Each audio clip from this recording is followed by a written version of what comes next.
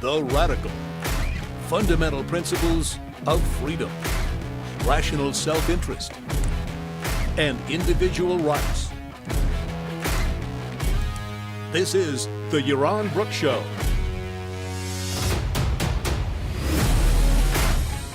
All right, everybody, welcome to Yaron Brook Show on this Wednesday evening. My Celtics up 2-0 against Toronto, so that's a good thing. I'd love for them to make the finals of the NBA and ideally against the Lakers. That would be a fun series. Always good to have the Celtics playing the Lakers in the NBA finals. All right, thank you all for joining me tonight. It's good to see everybody. We've got a good group already here. A lot more joining as we keep moving forward. Two big topics today, and of course a bunch of super chat and answering the questions. The two topics are going to be rent moratorium, which Trump has instituted, I think earlier today. Nationwide moratorium on evictions. And the second topic is going to be Charlie Hebdo, a topic I've talked about many times over the years. Indeed, my first podcast ever was in January 2015. And I was going to do a practice run just to try out the equipment and see what it was like. And we had set it all up, and I was getting ready. And then the news broke of the attack on Charlie Hebdo in Paris, and the murder of the publisher and the cartoonists and everybody, the people who worked there. And I immediately made the show live, and immediately went to not a practice run, but a real run.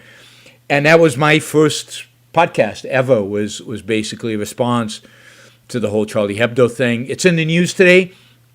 So, and that was 5 years ago. We've done a lot of iterations, a lot of different things. We've tried different things over the last 5 years. We've settled on YouTube as the main platform. That was a change over time. And I am now, happy with where we are and happy with the growth and happy with where we're heading towards. Yeah, Jax. Yes, I remember you came to my Charlie Hebdo lecture in Palo Alto. I did lectures on Charlie Hebdo for years. So we'll talk about Charlie Hebdo. We'll talk about Danish cartoons. We'll talk about the whole cartoon thing because it's in the news today. We'll talk about that. But let's talk about our president, the champion of capitalism, who today ordered, take effect immediately, that U.S. renters cannot be evicted because they don't pay the rent. So they can be evicted for other reasons. We'll get to that. But they can't be evicted if the reason is that they haven't paid the rent. And this is a national moratorium, whereas some states had passed it, but I think it was only 16 states had it, 34 states did not. So this affects everybody, including the states that did not have the moratorium. They are now required to not. So if you're a landlord, if you own a building, if you own a house, if you own an apartment, and you have renters, and they decide that they cannot, or they just decide they don't want to, but supposedly they have to be able to show that they cannot pay it because of COVID, that you cannot evict them. Now, they still owe you the rent. So theoretically, you will get the rent at some point in time. But the federal government has decided, and the interesting thing is that Trump did this. He had a few weeks ago for properties that had federal loans. He had basically said landlords in those properties couldn't evict somebody because they couldn't pay their rent. Now, this goes beyond that. This is everybody. This is all landlords. This is the entire country. You cannot evict somebody if they don't pay rent. Now think about what this means. I was just going to say, it's interesting. In order to do that, because the president you would think doesn't have constitutional power to order such a thing. I mean, think about the scale of violation of contract law. Think about the scale of the lack of rule of law. Think about the scale of sacrificing one group of people to another group of people. And the president, in normal times, you would think doesn't have that power, should maybe never have that power.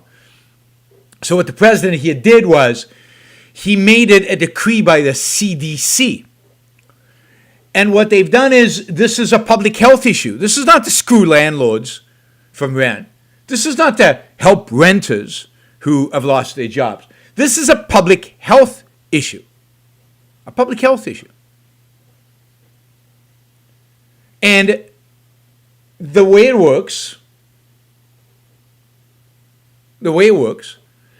is that it's a public health risk. It's a public health risk if people lose their jobs and become homeless. And if they become homeless and they're out in the streets and they congregate around homeless shelters, I guess, or other places, then they are more likely to get COVID or to give other people COVID. And so in order to help us from a public health perspective, of course, this is a president who who doesn't wear a mask, who has mass gatherings where people don't wear masks, doesn't seem to give one iota about public health. But in this context, God forbid, people lose their homes. Of course, how many people actually can lose their homes, how many landlords are going to be willing to negotiate, because the fact is, it's not like if you kick somebody out, it's easy to replace them right now. There are a lot of people looking, probably because, hey, it's rough economic times. But no, we're using the public health excuse in order to impose dictatorial mandates on the people. To hell with individual rights, to hell with contract law, to hell with the right of owners, landlords, to actually make a living, to get a return on their investment. To hell with all of that. We're going to protect renters. Now, why do you think Trump would do this, right? Clearly, he doesn't care about COVID. That can be the reason. He's illustrated that in a whole variety of ways. So why is he doing this? I mean, it's pretty obvious. This is very popular. It just tells you a lot about the American people right now, that something like this is very popular. It's very popular. It's a way to buy votes. It's a way to show sympathy. It's a way to show that he's a good altruist. And again, this is a good way to use altruism, right? He's not doing it because he's an altruist. He's doing it in order to appeal to the altruism of voters. It's a populist election gimmick, or it could be just an attempt to have people love him. As a narcissist, that is important to be loved by the people. So he's using a cynical means, the CDC. This is classic authoritarianism. Use whatever government agencies you can to get the decree you want, to institute the authoritarian measure that you deem necessary. It's disgusting. It's horrible. It's pathetic. I mean, it was disgusting enough when Congress did it. Congress did this as well, right? But now, because you can't negotiate a deal with Congress, to do it by these means, and for anybody to protect that, Trump just went along with Congress because what choice did he have? He had to do something. Now it's not about going along with Congress. Now this is something the Trump administration has initiated. So this is pure politics. This is pure appeal to altruism, and using COVID and using the CDC like this is just horrible. It's just horrific. Right? Now, this is going to get zero sympathy, because people hate landlords. I've seen a number of stories. I've seen a number of people coming out and saying, this isn't enough. Landlords shouldn't be able to evict people for any reason. Any reason. So Barry Bernstein, you as a libertarian support this? You as a libertarian support this? This isn't Democrats. This is Trump doing this, the Trump administration doing it. There are no Democrats in sight. Democrats are not in the White House. This is a Trump policy, which he is proud of. So how is this Democrats? Jesus. I mean, even libertarians, people who call themselves libertarians, are now justifying massive grabs of government power, massive violations of individual rights, massive violations of the rights of landlords, massive violations of contract law. Why? Because Trump did it. Therefore, it must be good. It cannot be bad. It must be good. This is the kind of Trump lobotomy syndrome that I've described in the past. No, this is authoritarian. And even if you want to vote for Trump,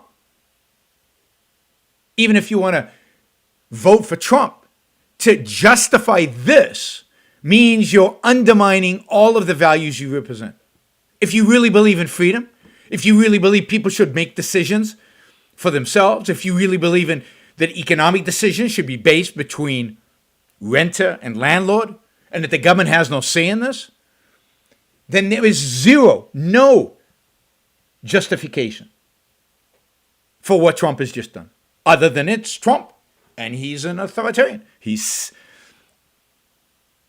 central planner in chief. I've called him for years, and this is just one more example of this, right?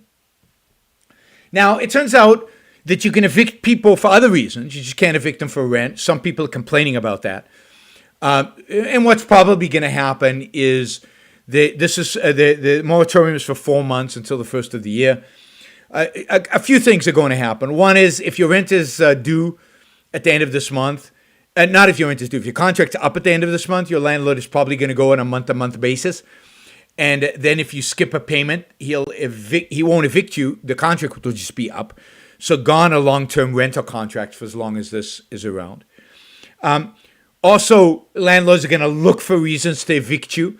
If you don't pay rent, they'll look for other reasons. You're too loud, you're too noisy, you're disturbing, you're doing some other things. They're going to find ways to evict you, and it's going to kind of force their hand to try to find other things. And you could go on and on and on about kind of the manipulations. Plus, we all know that once the election is over, there will be a lot of pressure on whoever gets elected.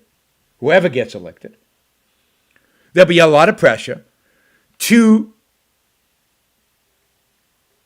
hand renters a check so that they can pay their rent. I mean, this isn't the end of it.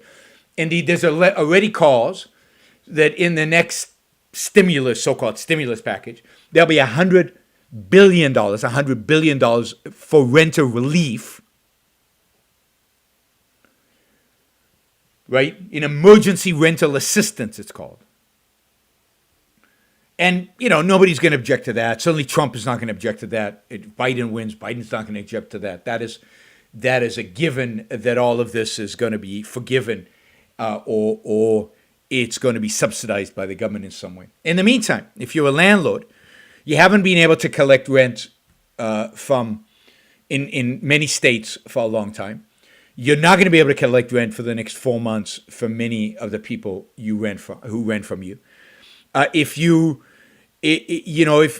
doing this to provide income for yourself and your family so you can live off of that, that income is gone. And you are on your own. To hell with you, right? Nobody's gonna care, right? Nobody's gonna provide you with any subsidies because you're a landlord. We'll get to the landlord idea.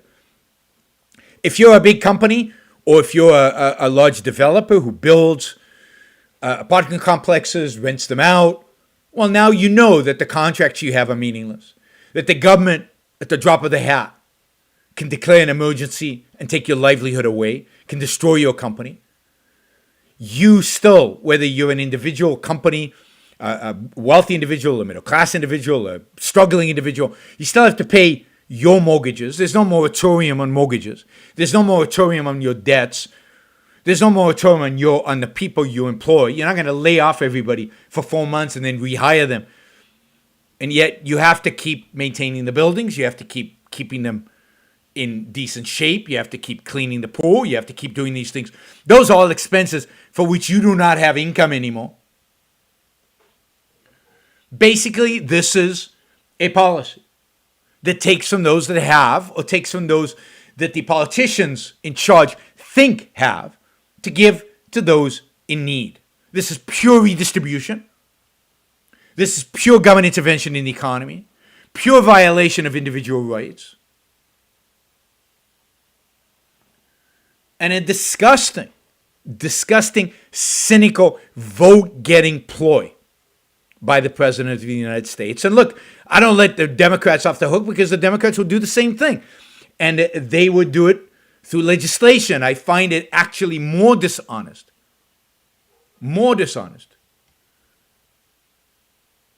Given that he's doing it without legislation. This is, again, the ruling through government agencies, ruling by executive fiat, ruling through executive orders. And when Obama did it, oh my God, you guys freaked out when Obama did it. But Trump is your guy. So he can do executive orders all he wants. He can do whatever the hell he wants. And so many of you will support him in spite of that. Andrew asked if there's been any criticism of this on the right. I haven't seen any. I haven't seen anything today. I've been watching the news, nothing. I put in an op-ed with the Wall Street Journal. We'll see if the Wall Street Journal takes an op-ed that I wrote about this. This is truly disgusting, despicable, ridiculous, and the fact that the right is not all over this, the fact that Republicans are not all over this, shows you the complete bankruptcy of the right. Now, let's talk a little bit about landlords. Even the word. What is a landlord? He's a lord of the land. Where does the concept, the idea of lord come from? Well, it comes from feudalism. It is an aristocrat. It is not somebody who's owned the land. It is somebody who inherited it, somebody who stole it, somebody who took it and maintains it, and then has people on the land who he pays nothing to or very little to, who cultivate it, and he gets all the benefits from it. Our understanding of capitalism and our understanding of renter-owner relationships is very much shaped by the idea of feudalism. The whole idea that the Marxists constantly deploy is that, only it's the manual laborers that actually do the work. It's landlords and capitalists and CEOs. They do nothing. They contribute nothing. And therefore, it's unjust. Their whole argument against capitalism is it's unjust. And they take that from feudalism. Because under feudalism, there was a truth to that. The feudal lord did nothing other than raise armies, abuse his serfs, tax them, take their stuff. And basically, feudalism is a negative-sum game. Marx and his ilk, while Marx understood that capitalism was an improvement over feudalism, he never abandoned the feudalistic way of looking at the world. Never abandoned the feudalistic way of looking at the world. And thus, all transactions where somebody has money and somebody doesn't, all transactions of employer-employee, all transactions of renter-owner are viewed through the lens of negative sum, are viewed through the lens of the landlord wins at the expense of the renter. The landlord contributes nothing. He's gaining profit without contributing anything. And everything I've read about this is not criticism from the right. It's criticism for the left that it doesn't go far enough. And what the left would like is actually the moratorium on rent to be forever. They want to hand over these condos to the renters. They don't believe in ownership. They don't believe in property rights. We talked about this on the previous show about looting. The left doesn't believe, or the far left doesn't believe in private property. And they just want to hand it over because they view the relationship as fundamentally exploitative. But is it? In what way is the rentee, is rentee the word? Renter landlord. In what way, CKJ, thank you, that is very generous. In what way is that a value-added relationship? In what way is that a win-win relationship? Well, think about it. If I'm renting, it means I either don't want to buy or can't afford to buy. It means that for whatever reason, it makes more sense for me in that point in life for me to be renting something than buying it. I can't afford it. Don't have the credit rating to get a mortgage. I don't have a steady job. Or I'd rather not pay somebody else interest and I'd rather just pay rent. But it's a choice you make. How do rental properties come into existence? Well, somebody has to build them. Somebody has to develop them. Somebody has to have the foresight, the imagination to, and you see this, I mean, I'm in Orange County, not just in driving around here. There's been a lot of building of multifamily units for rent. Why? Because there's huge demand by renters. But somebody has to build them. They don't just pop into existence. One of the things that all socialists do is they assume wealth in any form just pops into existence. And then the only question is, how do we distribute it?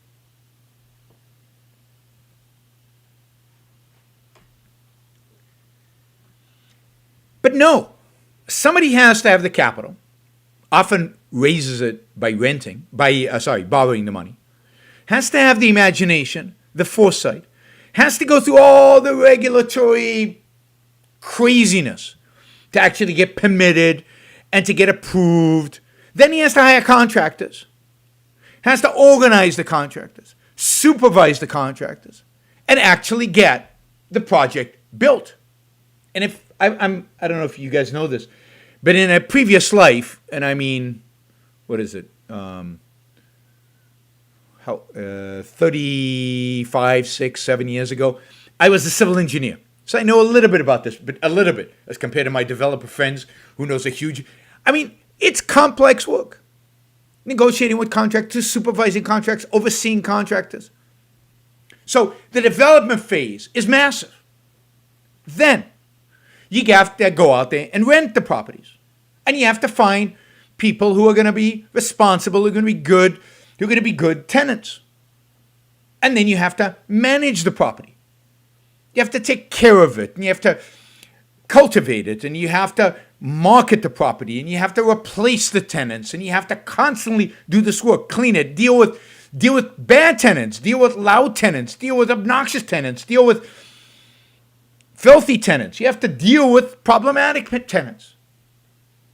There's a huge amount of work, massive amounts of capital deployed, huge amounts of effort and time and thought that goes into building and maintaining properties for rent. You'd think Donald Trump would know this. After all, it's part of what he used to do. At a very high end, but that's part of what he used to do. The one virtue I think Donald Trump has is he's good at developing real estate for rent. So basically, landlords, because of the zero-sum connotation,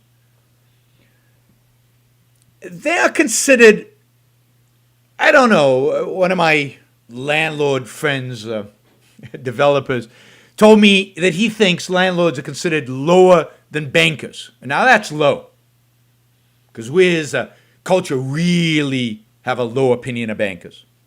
Because, again, banking, because of our kind of feudal understanding of economics, is viewed as a zero-sum game. So you have business leaders, they're awful because it's all zero-sum. It's only the workers who actually produce anything. Then you have bankers, and then you have landlords, hated in our society.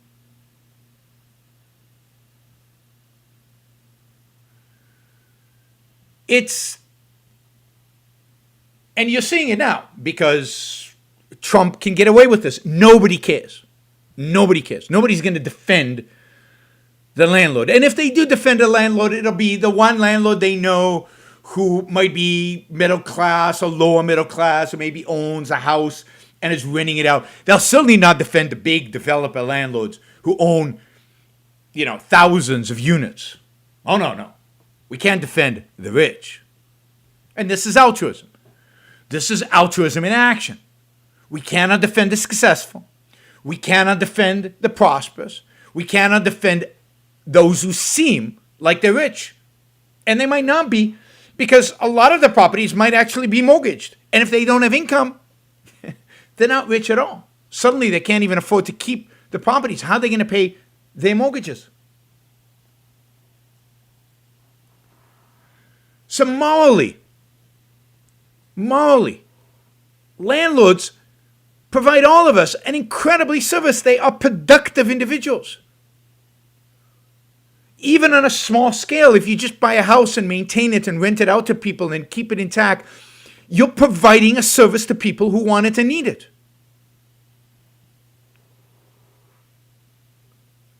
And that is a productive function, and they are moral for being productive. And yet, just like the Democrats, just like the left, the right today doesn't care. They are just sacrificial animals to be sacrificed on an altar of those who need. Somebody challenged me that we're not living through an orgy of altruism. It's exactly what we're living through. Trump is playing to the altruism of the masses with the hope of getting their votes. And he'll surely further play when they allocate $100 million to pay it back. And if they don't, how are these landlords ever going to get the money back? How are people ever going to afford to pay them back? Now, granted, the government has caused this situation. We are in this mess because of the government's failure to deal with COVID, because of the government's failure to deal with this disease, because they shut us down, because Trump showed, well, I'm not going to go into the whole thing. It's, the situation we're in today economically is Trump's fault, together with the governors who have destroyed this economy for no reason because of COVID. Because they didn't take it seriously, they didn't do what is necessary, and they're still not doing what is necessary. Because of government bureaucracy, government red tape, government disaster, and lack of government planning and lack of government execution. And who's going to pay for it? Landlords.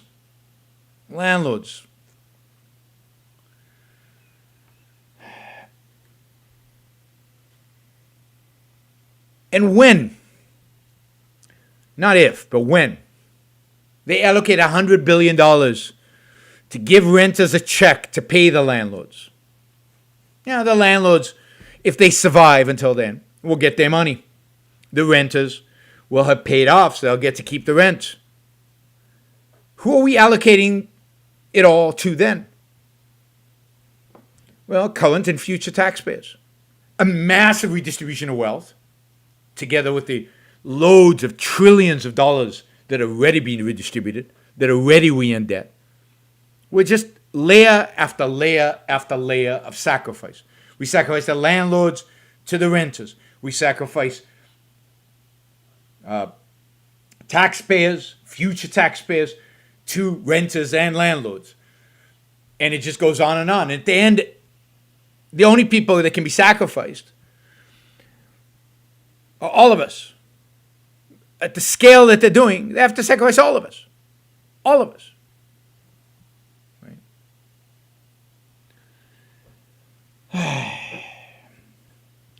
So it's just what is the difference? Tell me this. Here's a question for you. What is the difference between breaking into Louis Vuitton and stealing the bags and telling landlords they can't evict people if they don't pay the rent? Basically telling renters they don't have to pay the rent. What's the difference? Renters and the owners of Louis Vuitton have a lot of money. Poor people are getting the benefit. How can you condemn looting and not condemn this? This is looting on a grand scale. This is looting of all landlords. What's the difference? The one comes from government, and the other one is just spontaneous. The one, in a sense, the looting goes against the law. This is consistent with the law. Which is worse? When the law allows for looting? When the law allows for looting? Is that worse or better? I'll leave that to you to decide. What is worse? Organized government-sponsored looting? Or just emotionalist breaking windows, grabbing stuff looting? I'm more scared of the government type. Much more scared of the government type. All right, let's see if there are any questions around this. Not that. Not that. Not that. Not that. All right, I did want to mention one other topic, and then we'll get to Charlie Hebdo. And that is, today also there was an announcement that for the first time in first time since World War II, the government deficit exceeds, exceeds GDP? I think it's 100% of GDP. It's over 100% of GDP. Republican government debt, right, to GDP is over 100% for the first time since World War II. Republican, if you can call him that, president, Republican, Senate, and spending completely, utterly out of control. Out of control.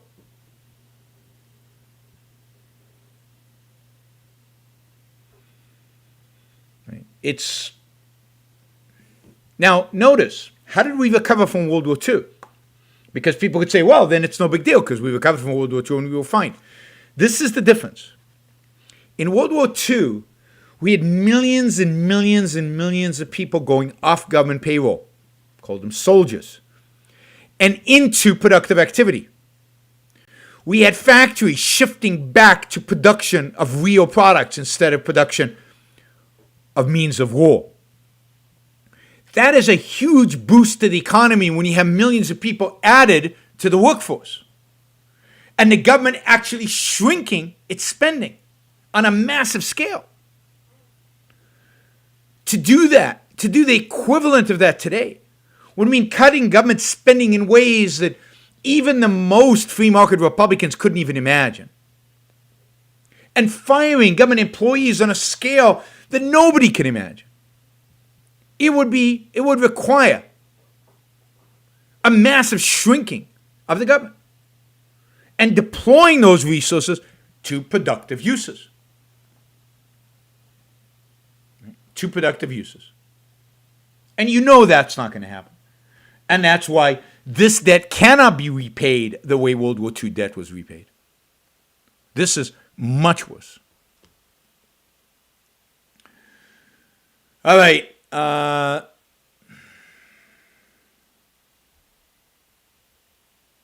It's, we're heading into uncharted waters here. The United States has never spent so much money other than war, and I explained why war is different. The government has never been so big, so intrusive, so manipulative. The presidency has never had so much power, unrestrained, unrestricted, uncriticized. Contract law means nothing.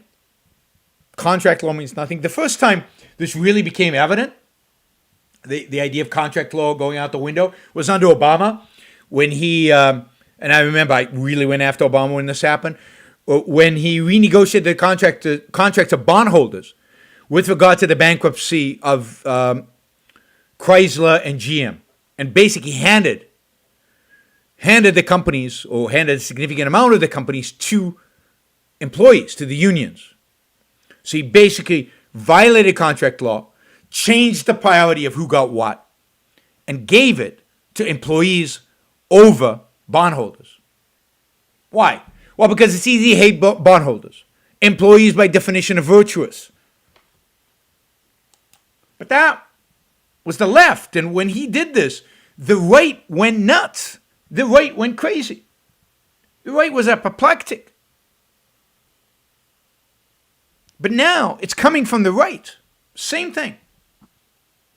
Take it from those who nobody cares about and give it to those who everybody thinks are the victims somehow. And nobody objects. Nobody cares. And that to me is what's scary. What is scary is when the right is outdoing the left in violating our rights. Who's left to protect us? Who's left to have even a sliver of an opposition, a sliver of an opposing voice?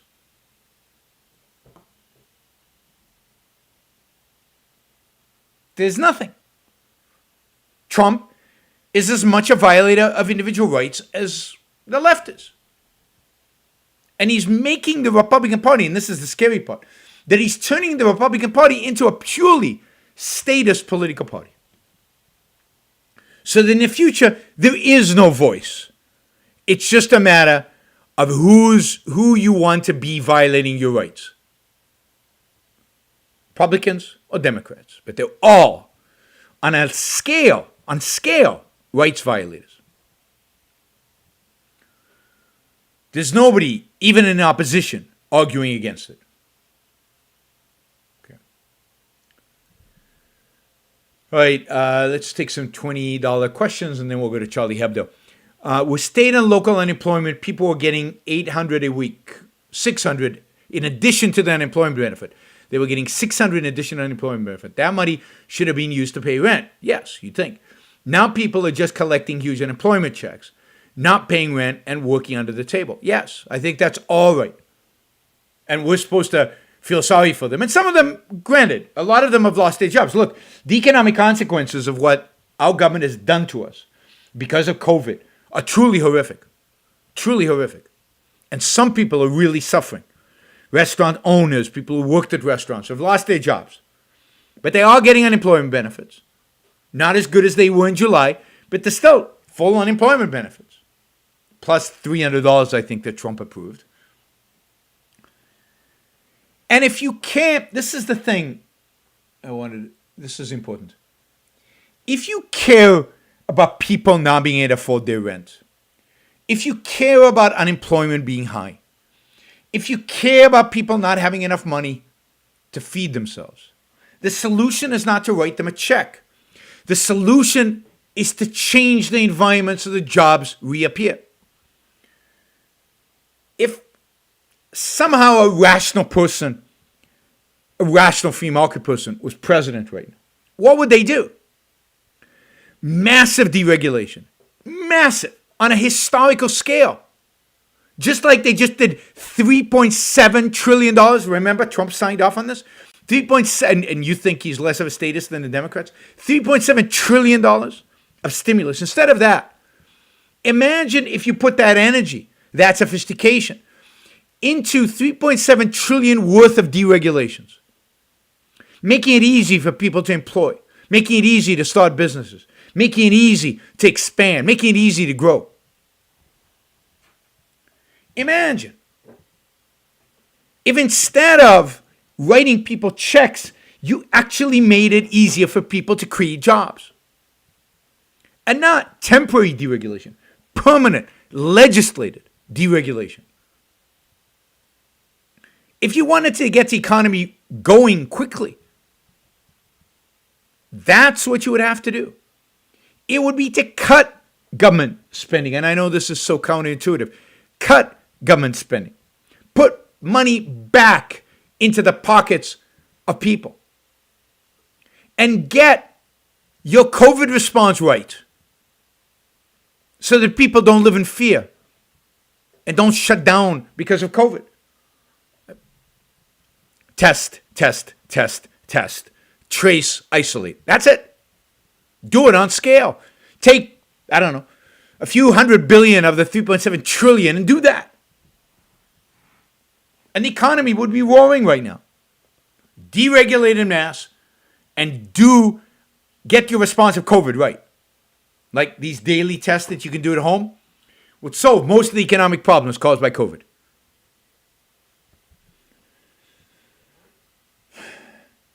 It's so frustrating. It's so frustrating that that people still defend Trump in spite of the obvious, unbelievable incompetence, the obvious, unbelievable statism,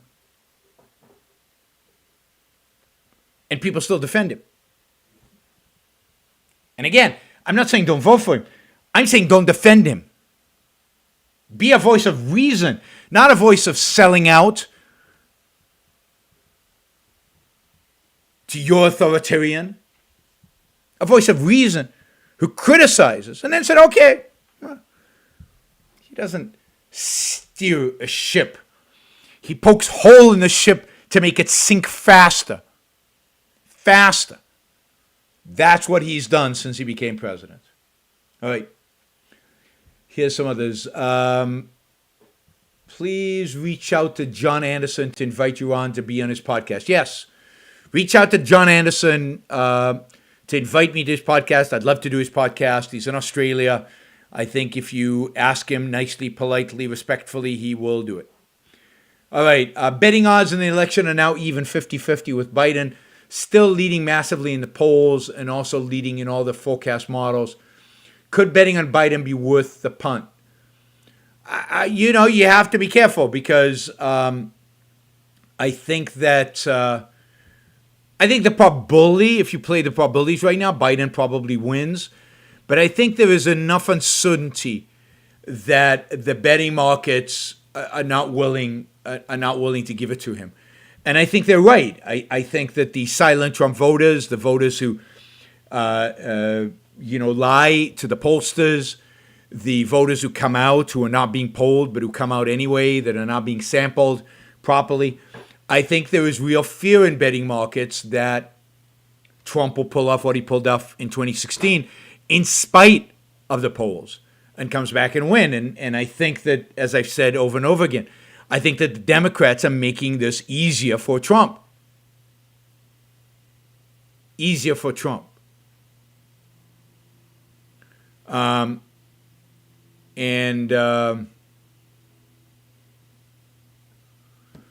they're making it easier for Trump because of crime, because of riots, because of Portland and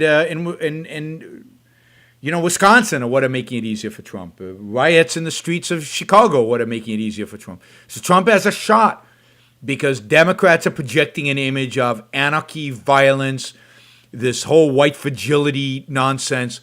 All of that makes it much easier for Trump to win this because people will rally against the Democrats. Against the Democrats. Of course, Trump supports the welfare state. Somebody says Trump doesn't support the welfare state. Get your facts straight. I mean, Trump has been the biggest defenders of Medicare and Social Security ever. He keeps saying that they are sacred, that they will not be touched. He has not done anything to reduce the welfare state. Indeed, he has increased it. And his response to the pandemic in the $3.7 trillion stimulus has been a massive growth of the welfare state. I mean, don't lie about Trump. You can still support him without lying about it and pretending that he's 1,000 times better than he is. I don't know. Not as opposed to Biden. Forget Biden. Biden's doesn't exist. Is Trump supportive of the welfare state? Yes. That's a fact. That's reality. Now you can argue, is he more or less than Biden? But that's not what you wrote. It's not what you wrote. And this is what happens to Trump supporters. They distort the facts. They distort reality out of their hatred of the left. And I understand hatred of the left. I hate the left. I despise the left. I despise Biden. I hate Biden. Certainly, I hate the people on his left. But that doesn't make me lose my objectivity when evaluating people, including when evaluating Trump. All right. Did you see the video of a pregnant Australian woman who was arrested and had all her computers seized for writing anti-lockdown Facebook posts? Corona may have accelerated our collapse by 30 years. I think you're probably right. I have not seen that video, but I believe it. I think our government has gone nuts. I think, again, the people in charge today have authoritarian leanings. That's true of Trump, and that's true of people all over the world. And they're using COVID, they're using the coronavirus to manifest those authoritarian leanings. And things are getting worse at an accelerated rate. This last year is the worst year we've ever seen in terms of things getting worse. And that was in Australia. So it's all over the world. Authoritarians love emergencies. Statists love emergencies. They love emergencies. They love to be able to use the issue of this is life or death in order to eliminate our freedoms, in order to make us suffer, in order to penalize them, in order to grow their power. All right. Before we get to Charlie Hebdo, quick reminder, share the video. We've got 171 watching live right now. 95 like it. Please like the video. Like it. Let's get that over 120 in the next 3 minutes. So just go over to the like button and just press like, and that would be great. I would very much appreciate it. Don't leave. I'm going to talk about cartoons, Muslim cartoons, Muhammad cartoons. It's a good topic. Thank you. Thank you for liking the show. Also, don't forget to share. And finally, if you like the show, if you like what I do, you don't have to agree with everything.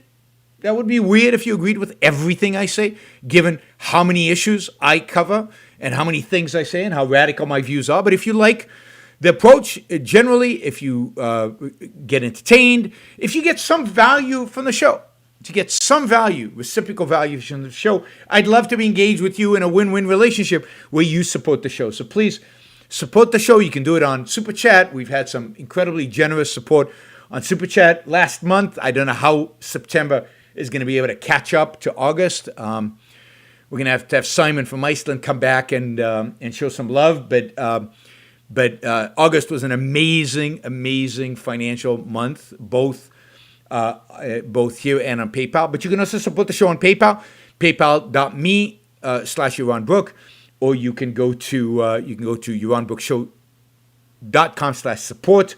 You can also support the show on Patreon. You can support the show on Subscribestar and even on Local. So I have given you all the means to support the show. I'm still working on that Bitcoin methodology so that you can support the show with crypto as well. I still don't think I have that down. Right? So please join us and in supporting the show. All kinds of perks. For $1,000 one-time payment, you get to decide on the topic of the show. Topic of the show costs you $1,000. For $500 a month, you get, on top of everything else, you get to a one-on-one with me once a month for half an hour. $250, you get a one-on-one with me for half an hour once every 3 months. And in addition, for $100 or more, you get to video in the video contributor Q&As. You get to do that as well. So a lot of perks associated with the gifts. Love to have people sponsor shows for $1,000. You can sponsor a show and determine the topic. And of course, $500 you can get one-on-ones. So $500 that needs to be a month. The $1,000 is a one-time deal. So thank you guys. Hope you continue to support the show. Let's see. No toasters, Jack. Sorry, no toasters. I left the toasters. Toasters are like 70s, early 80s. No toasters anymore. All right. The reason I want to bring up Charlie Hebdo today is because it's in the news. And the reason it's in the news is that 5.5 years after the attack on Charlie Hebdo, and I'll remind you that in January of 2015, Islamic terrorists attacked the offices of Charlie Hebdo. 2 gunmen attacked the offices in the name of Islam, in the name of defending the honor of the Prophet Muhammad.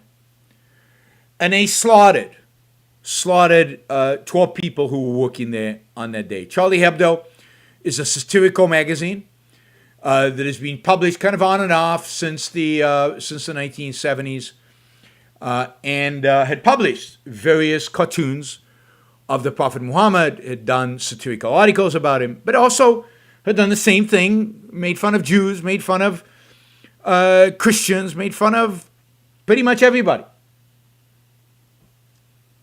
But I don't know if you know, but in Islam, making fun of the Prophet, drawing the Prophet, is sinful. And it's a sin that's potentially punishable by death. And these 2 Islamists took it upon themselves to bring death to the cartoonist and to the publisher of Charlie Hebdo. Now, I wanted to show you some cartoons. Let's see, where was that? Oh, here. All right, this is the cartoon that Charlie Hebdo published in 2011. And in the bubble there, what you see is Muhammad is saying, 100 lashes if you don't die laughing. 100 lashes if you don't die laughing. For publishing this cartoon, 12 people lost their lives. Sadly, I have to do here. This is the cartoon that the magazine put out a week after the slaughter, a week after the terrorist attack. And this says, and this is horrible. This is horrible. We forgive you, or you are forgiven. Tout est pardon. I don't know. I shouldn't speak French. These, and I don't have large images of this, and I can't. These are some of the cartoons that were published in 2005 in Denmark. These are the famous Danish cartoons that were published. You see this one in particular, the one in the middle with a black turban and a bomb in it, was particularly viewed in the city. But think about it. Muhammad with a bomb, is that so weird, given all the suicide bombers that have been happening? So I just wanted to show those for a reason, not because you need to see cartoons of Muhammad, but because right after Charlie Hebdo happened, millions of people went out to the streets, and everybody on Twitter said, "Je suis Charlie. I am Charlie," in support of Charlie Hebdo, the magazine. And yet, I mean, New York Times was Je suis Charlie. Many publications in the U.S. was Je suis Charlie. And yet, none of these publications had the balls. None of these publications had the audacity, the courage, really, not the audacity, the courage, to publish the cartoons. People were slaughtered about cartoons. The nature of those cartoons is news. It is their moral responsibility to show those cartoons and not succumb to fear, not succumb to the threats of the Islamists by not showing them. It is horrific, horrific, that nobody who said, "Je suis Charlie," was willing to show the cartoons. It means that they're not Charlie. They were not Je suis Charlie. They were cowards. They were compromisers. They were appeasers. And I wanted to show the Muhammad cartoons because Je suis Charlie, because I stand with those people who, in my view, this is a battle about free speech. This is not a battle about Islam. This is not a battle about Muhammad. That's a different battle. There is a battle there too. This one is about free speech. And if you feel fear to publish the cartoons and your government won't defend you for publishing the cartoons, that is a violation of free speech. the government not protecting it. And unfortunately, the U.S. government has a long history of this, which I've cited in the past, but what the hell? Let's do it again. When Salman Rushdie published his book, and there was a fatwa against him by the leader of Iraq, by Ayatollah Khomeini, a fatwa, gave a prize to anybody who killed him. The United States did nothing. The United Kingdom, where Salman Rushdie was hiding, did nothing. Oh, you say, well, Salman Rushdie was an American, so it's not the job of the American government to do anything. Okay. But what about the threats of the Ayatollah Khomeini towards our publishers? If they published the book, they would be killed. The firebombing of bookstores in New York. Our government did nothing. Indeed, George H.W., the father, Bush, came out and said, you really shouldn't insult Islam. It's not nice. People shouldn't do it. Don't do it. Don't do it. In other words, appeasement, compromise, cowardice, instead of living up to your responsibility to protect the right of people to insult, including to insult Islam. There were many examples after that of self-censorship, of people refusing to show because they were afraid and they knew their government would not protect them all over the West, including in the United States of America. And in 2005, in order to illustrate this self-censorship, in order to bring the topic to the forefront, Fleming Rose, who was an editor at a Danish journal, published 12 cartoons of Muhammad. Now, Fleming has become a good friend since then. Well, a friend anyway. I think he's a good friend. I don't see him very often, but he is a good friend. Fleming published those cartoons.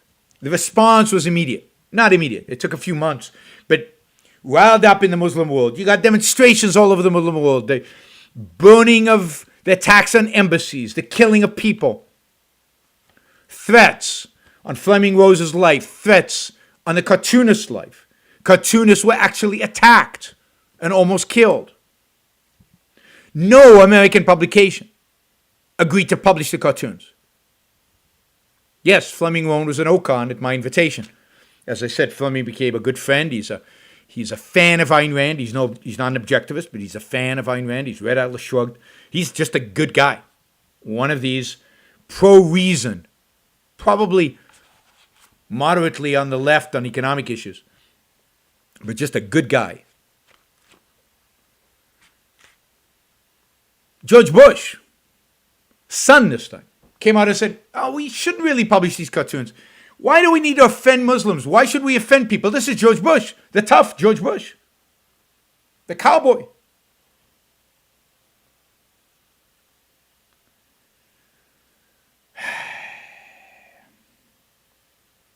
In 2012, Charlie Hebdo published some cartoons of Muhammad in the nude. The White House under Obama actually said, we shouldn't really offend them. Basically, the West has been sending a single signal to Islam that, we agree with you. These publications, these individuals, it's too much.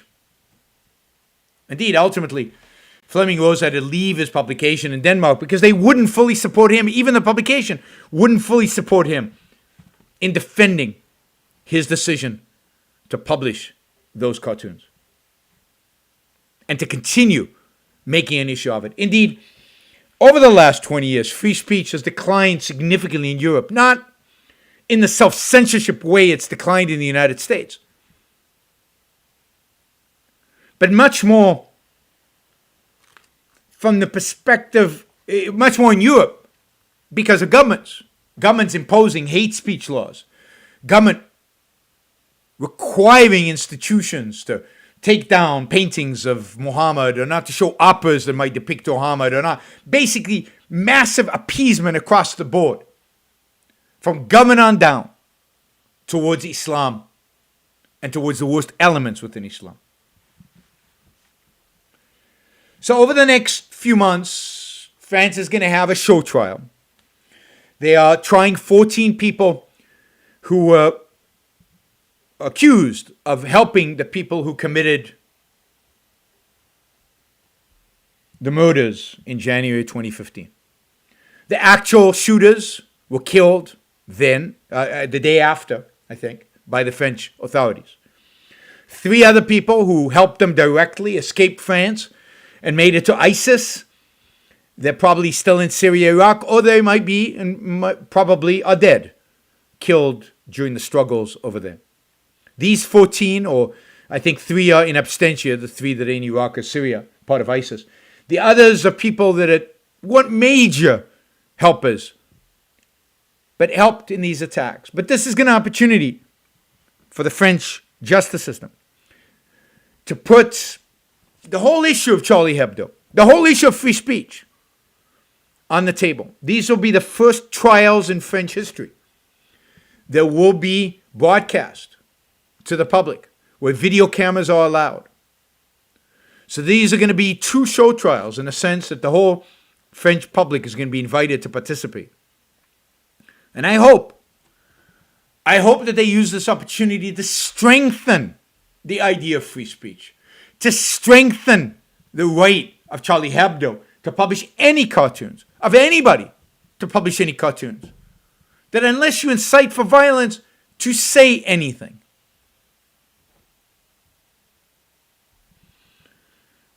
Particularly in France, where free speech is under constant attack, particularly in Europe, where free speech is massively in decline.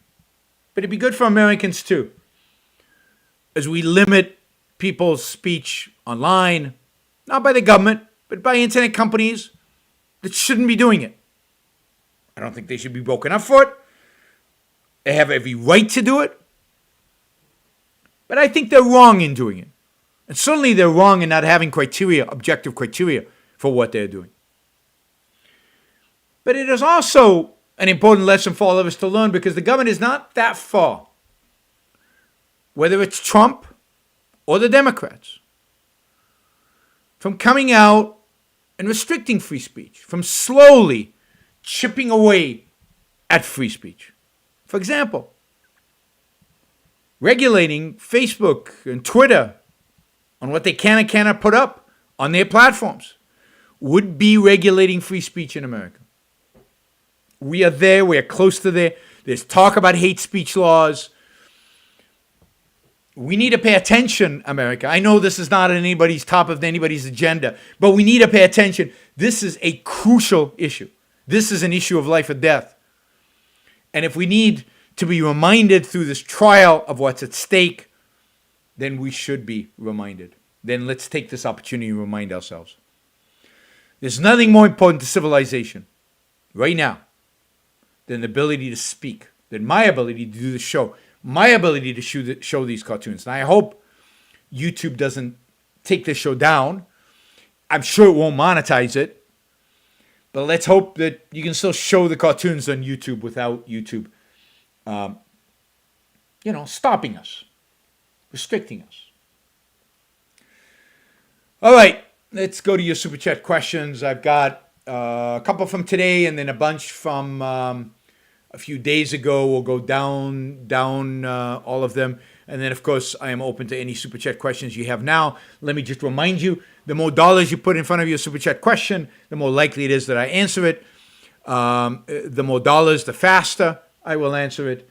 And the more dollars, the more you support the show. So feel free to lavish support on the show by asking lots of really good questions with lots of dollar signs next to them. All right, let's from Jason. Landlords should start Airbnb-ing their properties to get around these tenant protections. All these laws meant to help the little guy just turn into bullies. That's why there's so much infrastructure poverty in New York City. Absolutely. I mean, imagine if they turned them into all Airbnbs. Well, rents would go up. It would be very difficult for people who wanted to find long-term rents to find them. You're reducing the incentive of landlords to build, to create housing. If you reduce the incentive to do that, there's going to be more homeless people, not less. The whole homeless problem, the whole high cost of rent, high cost of real estate problem, high cost of home problem, is a problem created by government, created by zoning, created by restrictions on building, created by all the regulations that imposed on builders. Real estate should not be expensive. It should not go up in value. Your home shouldn't appreciate. It should be stable. Rent should be relatively stable. The only reason supply doesn't match demand is because government restricts supply. In every city in America, government restricts supply. I mean, almost in every city in America. The cities where it doesn't restrict supply are the cities in which housing prices don't go up or don't go up much. That are relatively cheap to live in, like places like Dallas, Houston, maybe Atlanta, at least in the suburbs of Atlanta. I don't know about downtown. So if people say, but landlords keep rents high. No, politicians keep rents high. But house prices are so high. Politicians keep house prices high by restricting supply. All right. How do you think education in this country could be better? Specifically, in the college and university machinery? Well, it's a good question and a difficult question, right? The best way to improve education in America is to get government out of it. First, to get government to stop subsidizing it through student loans and scholarships, which fund way too many obnoxious degrees and obnoxious universities. Make people pay for their own university so that they know and value the degree that they're getting. And that banks won't make them loans if they're going to study critical race theory. But they will make loans if they're going to study engineering. So let banks discriminate based on the major of the student. So first, change the financial incentives. Get government out of the way of funding these universities. Second, privatize the state universities. Privatize as many of them as you can. And third, and most importantly and most difficult, is we have to replace the professors in the social sciences, which probably means getting rid of tenure, changing the structure of tenure, making it possible to get rid of professors, and increasing the turnover among professors. That's the way you do it. Oh my God, we got racism all over my chat. I hate when the chat turns racist. Why is this such a big deal? Why anybody listen to my show hold racist ideas? I don't understand that. You have no idea. I consider you guys, the racists among you, worse than the worst leftists. I can't think of a more despicable set of ideas than racist ideas. Please leave. But don't forget to like the show before you leave, because I need a lot of thumbs up. 6:09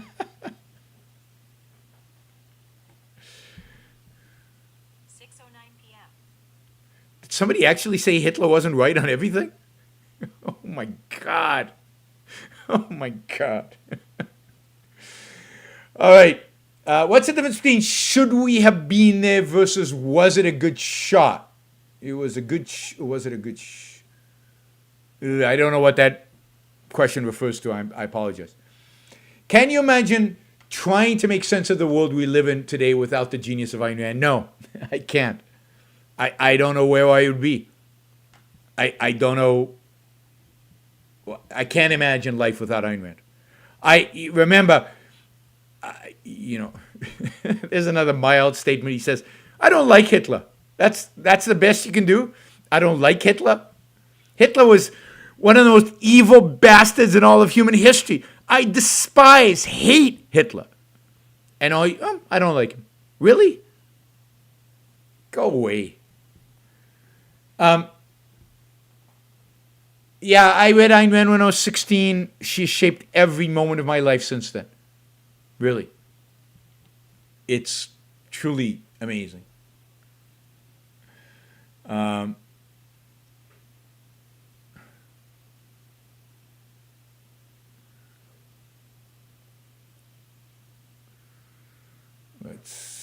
need to find the right. There we go. Let's see. Why did the Nazis do twin experiments? There we go. This is the Nazis for you, right? Oh, I didn't mean to do that. I think I timed somebody out for a few seconds, but I think I did it for the wrong person. Sorry. Emilio, I didn't mean to do it. I apologize. I was trying to get the racist. Let's see if I can do him now. All right, I got him. Sorry, Emilio. I got you by accident. Why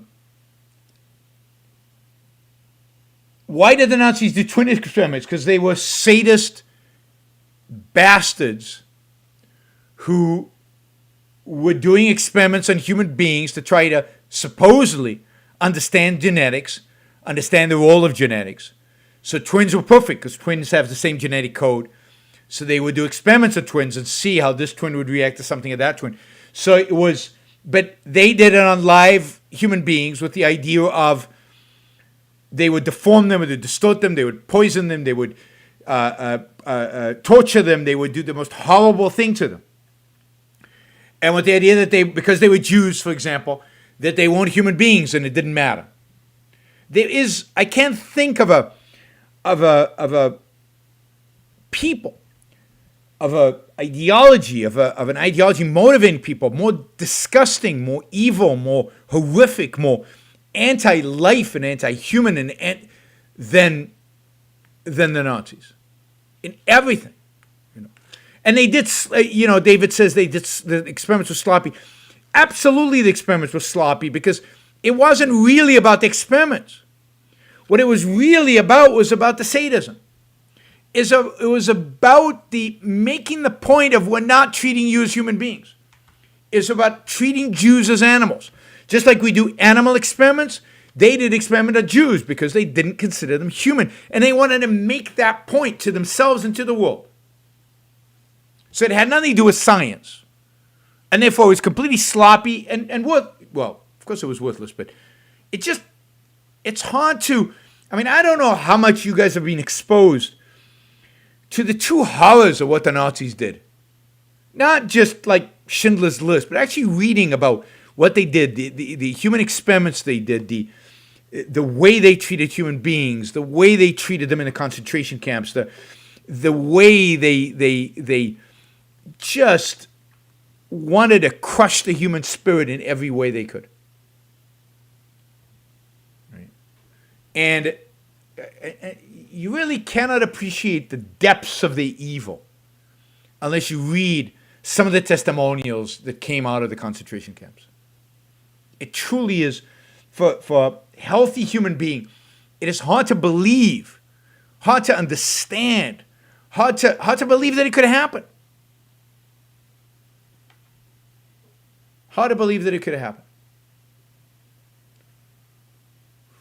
Did Emilio get insulted and leave because of what I did? I hope not. All right. Can you comment on the Fed's dropping of their mandate to keep inflation low? Doesn't matter, just dropping a pretense. Well, yeah, it's not a pretense. They were literally trying to get 2% inflation, and now they're saying they'll tolerate more and they'll look for average inflation.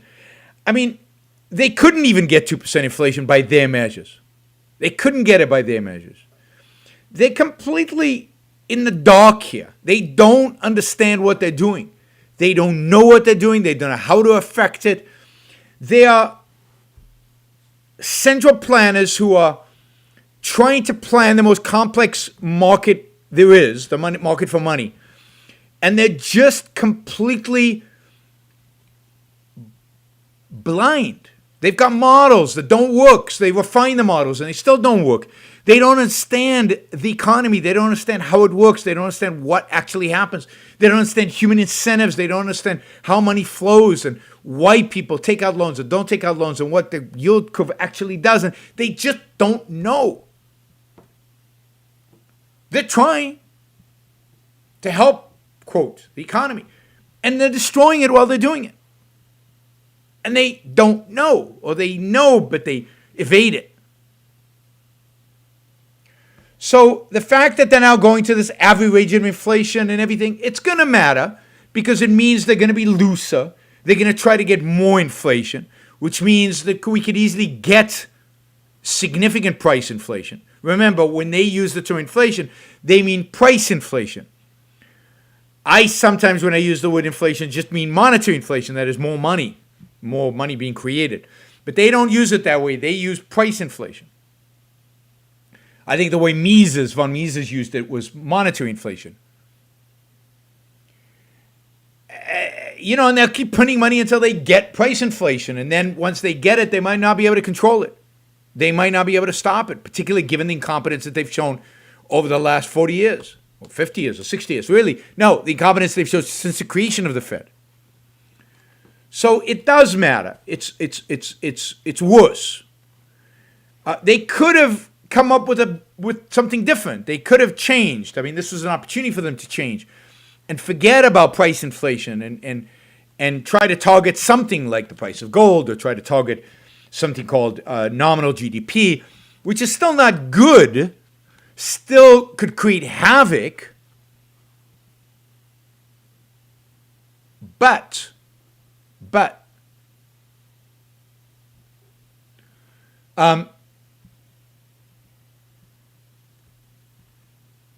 it's a self-correcting mechanism. So nominal GDP targeting is still central planning. It's still bad, but it's a self-correcting methodology that would actually lead to more rational policy. Still wrong, still bad, but less wrong. Well, not less wrong, less bad in terms of the distortions that it creates in the economy. But they didn't do that. They went for this average inflation targeting, which is complete BS. All right. What concrete corrective steps can a coalition of style you mentioned actually take to real good effect to stop this insanity? A coalition of something, I'm not sure. What could we do to stop the looting, stop rights violations, stop violence? Well, we'd have to form a coalition that was a coalition of individualists, an anti-collectivist. Now, what would you do? I think the first thing is we'd speak up against these things, but not just speak up against these things in a vulgar, pathetic, ridiculous, offhand way, but in a serious, intellectual way. We would point out, what the battle is today is an intellectual battle. We need to show the evil of Marxism. We need to show the evil of racism, whether it comes from the left, identity politics, or from the right, traditional racist. We need to unmask the white fragility crowd for the racists that they are. But do it cleverly. Do it intellectually. And we need to call the violence for what it really is. Violence. And we need to reject collectivism of all forms. This is why the current president can't do it, because he is a collectivist. Or he's not a collectivist. He panders to collectivism. So we need something where we stand on some principles, some sense of individualism, some sense of rights, and some sense of markets. Again, it doesn't have to be objectivism, but it has to be in that direction. Emiliano says that he's still here. He didn't leave. He says he loves it when I attack racists, and he says that he was a racist. But Ayn Rand helped him abandon that. And that's great. That's great. There's a sense in which I wasn't a racist, but I was never a racist, but I was definitely a tribalist. I was definitely willing to sacrifice for the tribe. And Ayn Rand got me over that. So Ayn Rand is wow. She has changed so many lives in so many significant ways. All right, we've got two last questions. So if anybody wants to ask a question, you can. A super chat question. If not, we'll do these questions and wrap it up. Do you fear even more violence and more rioting by the left if Trump is reelected? Yes, I think you can expect more violence, more rioting on the left. I think you can expect a harsh response from Trump, and then that'll just escalate things. So I think it's going to get worse before it gets better. But I don't know how long it'll last because at the end of the day, it's self-defeating. So it's hard to tell. But yes, I do think we'll get more violence. Oh, think for yourself. Thank you. I like the name. Think for yourself. Think is enough because you can only think for yourself. Thinking is like eating. You can't do it for other people. You can't eat for other people.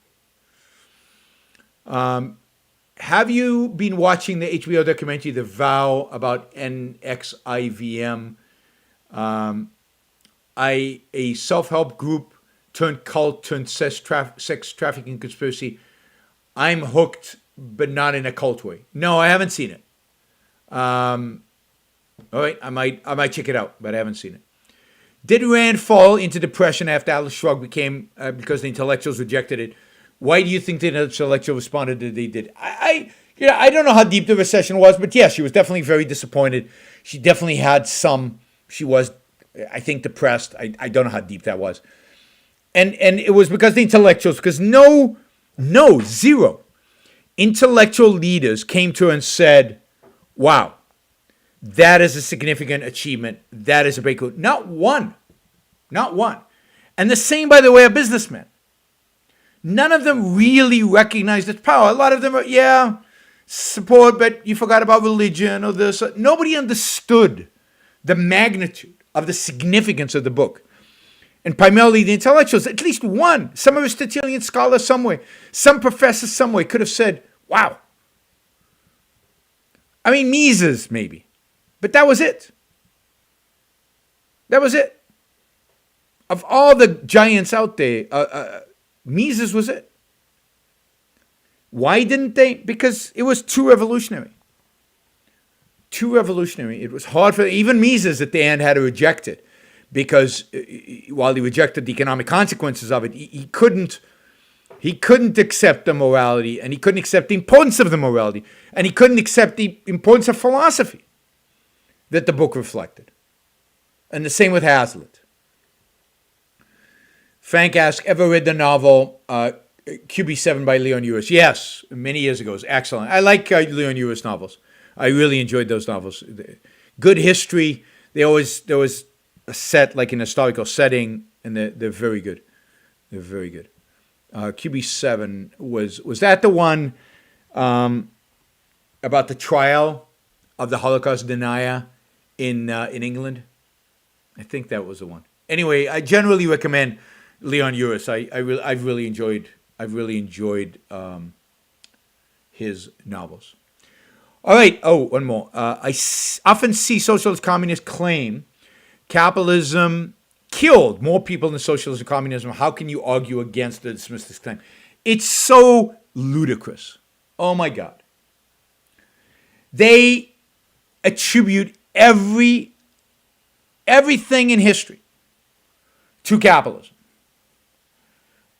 So things that happen in feudal Europe is capitalism. Why? Because there were traders. So they associate capitalism with markets, and they say they've always been markets.